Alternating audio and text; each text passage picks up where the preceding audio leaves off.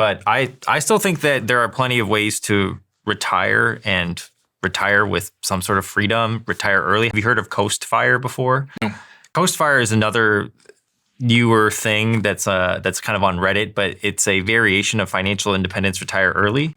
And it's essentially you get your nest egg to a point where you don't have to invest any dollar into it after that. But because you get it to, let's say, a certain number, and that number is usually pretty reasonable, the investment returns, if you're invested in the S&P 500, will get you to a full retirement by the time you're able to retire at 65. So it doesn't mean you retire early completely, but it means that if you get to your Coast Fire number, which is what it's called, maybe you have more freedom of choice in what you're working on. So like maybe you don't have to work for the employer that you absolutely hate.